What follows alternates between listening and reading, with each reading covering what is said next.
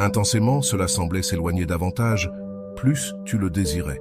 Bienvenue dans le monde de la loi de l'attraction où parfois, pour recevoir ce que tu veux, il faut d'abord le laisser partir. Bien que cela semble paradoxal, ce concept est fondamental pour atteindre tes rêves. Dans cette vidéo, je vais t'expliquer comment fonctionne cette apparente contradiction et comment cela peut t'aider à transformer ta vie. Je te confie que moi-même, j'étais sceptique au début, pensant que la loi de l'attraction n'était qu'un simple mythe. Mais lorsque j'ai appris à l'appliquer correctement, tout a pris un tournant positif. Aujourd'hui, je vais te raconter comment je l'ai fait et, à la fin de la vidéo, je partagerai des techniques soutenues par la science qui m'ont aidé à manifester mes désirs. Si tu trouves de la valeur dans ce type de contenu, n'oublie pas de t'abonner et d'activer les notifications pour rester toujours informé. Commençons.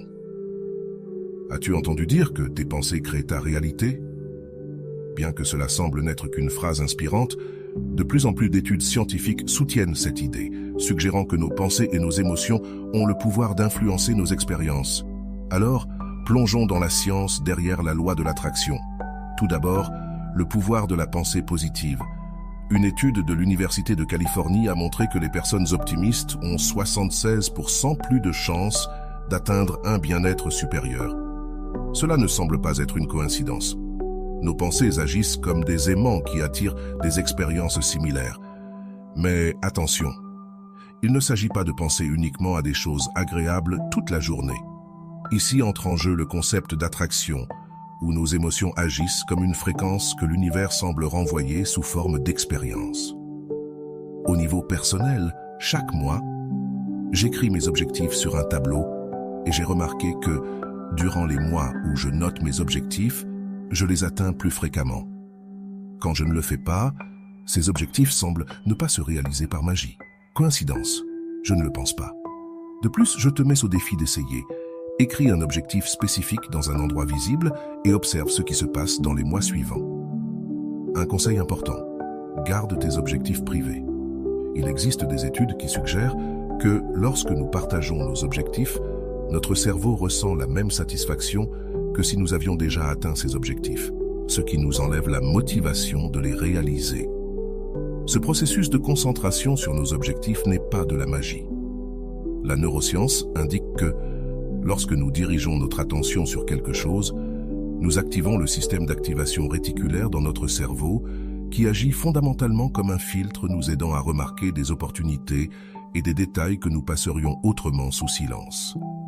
Le docteur Joe Dispenza, expert en neurosciences, suggère que nous pouvons reprogrammer notre esprit pour l'aligner avec nos désirs, comme si nous étions les maîtres de notre propre réalité. Maintenant, il ne s'agit pas seulement de s'asseoir et d'attendre. La loi de l'attraction ne fonctionne pas comme une baguette magique, elle agit plutôt comme un GPS qui te montre le chemin. Mais c'est à toi de conduire la voiture. Le secret réside dans la combinaison de pensées et d'émotions avec des actions concrètes. Tout comme dans une recette, tu peux avoir les meilleurs ingrédients, mais sans les mélanger et les cuisiner, tu n'auras pas un plat complet. Une technique clé dans ce processus est le détachement émotionnel, qui ne signifie pas devenir froid ou indifférent, mais libérer nos attentes pour ouvrir l'espace à de nouvelles opportunités. C'est comme ouvrir les fenêtres d'une pièce pour laisser entrer de l'air frais. Si tu t'accroches trop à un désir, tu génères de la résistance, ce qui peut éloigner précisément ce que tu veux attirer. Carl Jung, célèbre psychologue, l'a expliqué ainsi. Ce que tu résistes persiste, ce que tu acceptes se transforme. Si nous libérons cet attachement, nous libérons également l'énergie bloquée, permettant à nos désirs de se réaliser. Pense à un ballon rempli d'hélium. Si tu le tiens fermement, il reste avec toi, mais il ne peut pas s'élever. En revanche, si tu le lâches, le ballon peut s'envoler. Pratiquons un petit exercice de visualisation pour relâcher l'attachement. Ferme les yeux et respire profondément. Imagine que tu tiens un papillon dans tes mains. Admire ses couleurs et sa délicatesse. Maintenant, ouvre les mains et laisse le papillon s'éloigner, léger et libre. Ressens-tu cette sensation de soulagement? C'est le pouvoir du détachement. De nombreuses personnes célèbres ont utilisé cette technique pour atteindre leurs objectifs. Un exemple est Jim Carrey, l'acteur et comédien connu. Avant de devenir célèbre, Carey se visualisait triomphant. Il s'est même écrit un chèque à lui-même de 10 millions de dollars pour des services en tant qu'acteur. Il l'a gardé dans son portefeuille et l'a visualisé chaque jour. Mais voici le truc, il ne s'est pas obsédé par cela. Il a eu confiance dans le processus, a continué à travailler dur, et juste avant la date qu'il avait écrite sur le chèque, il a reçu une offre de 10 millions de dollars. Coïncidence? Peut-être, mais c'est définitivement intéressant. Cette technique de détachement est également efficace dans les relations amoureuses. Vous êtes-vous rendu compte que, souvent, les personnes sont attirées par celles qui semblent moins intéressées? Cela s'explique par le fait que le manque d'attachement émet une énergie de sécurité et de confiance en soi qui s'avère extrêmement attrayante. Comme l'a dit un jour Marilyn Monroe, « Si tu ne peux pas me gérer dans mon pire moment, alors tu ne me mérites pas dans mon meilleur moment. » En d'autres termes, lorsque vous ne vous accrochez pas désespérément à quelqu'un, vous projetez de la sécurité et de l'estime de soi, ce qui vous rend plus attirant. Je vous invite à essayer un truc simple. Chaque fois que vous vous sentez anxieux à propos d'un résultat, répétez pour vous-même « c'est quelque chose de mieux ». Cette phrase vous aide à vous rappeler que, même si vous désirez quelque chose avec intensité, l'univers pourrait avoir un plan encore meilleur pour vous. Avec cette mentalité, vous permettez à ce qui est vraiment nécessaire dans votre vie de se manifester. Passons maintenant au pouvoir de la gratitude et à sa capacité d'attirer l'abondance. Imaginez que votre esprit est un jardin et que chaque pensée est une graine. La gratitude agit comme un engrais qui transforme même le terrain le plus aride en terre fertile.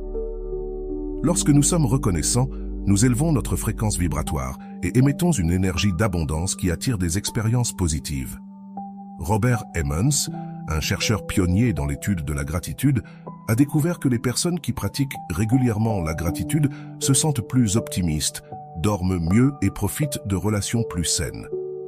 La gratitude ne nous fait pas seulement nous sentir bien, elle modifie aussi notre cerveau.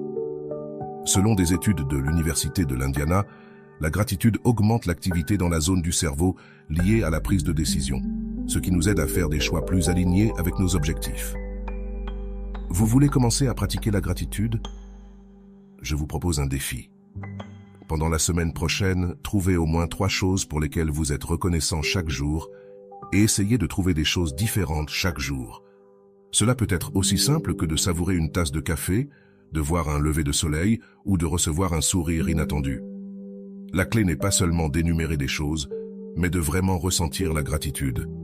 Le prochain pas consiste à apprendre à visualiser. La visualisation créative est une technique qui a été utilisée par des athlètes olympiques, des entrepreneurs à succès et de nombreuses autres personnes pour atteindre leurs objectifs.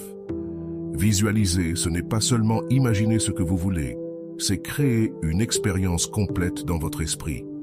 Albert Einstein a dit un jour, « L'imagination est plus importante que la connaissance ». Lorsque nous visualisons en détail, notre cerveau réagit comme si nous vivions vraiment cela. Si vous souhaitez essayer la visualisation créative, suivez ces étapes. Trouvez un endroit calme, détendez-vous et commencez à imaginer votre objectif.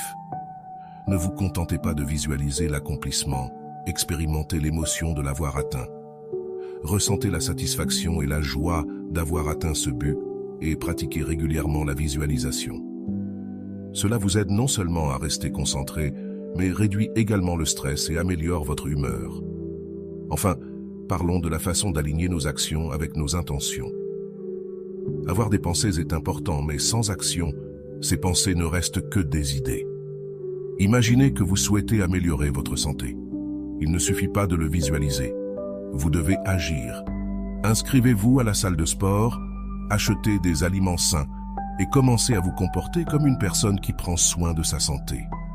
Un bon exemple est le nageur olympique Michael Phelps, qui utilisait la visualisation comme partie de son entraînement mental en imaginant chaque course en détail.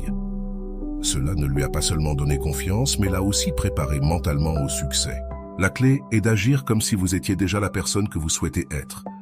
Vos actions renforceront vos pensées et augmenteront votre conviction que vous pouvez y arriver. Enfin, rappelez-vous que les obstacles font aussi partie du processus. Lorsque vous vous approchez de vos objectifs, des difficultés peuvent parfois survenir et sembler être des épreuves. Richard Branson, L'entrepreneur disait « Les obstacles ne sont que des opportunités déguisées ». Chaque défi est une occasion de grandir. La prochaine fois que vous ferez face à une difficulté, changez votre perspective et demandez-vous « Que puis-je apprendre de cela ?» Le pardon est un autre outil essentiel. Imaginez que vos émotions sont comme un fleuve et que le ressentiment représente des rochers qui bloquent le flux. Pardonner aux autres et même à soi-même libère cette énergie et vous permet d'avancer vers vos objectifs. Ce n'est pas seulement un cadeau pour les autres, c'est un acte de libération personnelle. En résumé, la loi de l'attraction n'est pas de la magie. C'est un outil qui nous aide à concentrer nos énergies et nos actions sur nos objectifs. Chaque pensée, chaque mot et chaque action sont des graines que vous semez dans votre réalité. Cultivez des pensées alignées avec vos objectifs. Comme le disait Emerson, j'attire l'abondance. Partagez cela avec d'autres pour qu'ils puissent aussi bénéficier de ces connaissances. Nous nous retrouvons dans la prochaine vidéo où nous continuerons à explorer le pouvoir de l'esprit et comment manifester une vie pleine et significative. Un fort câlin.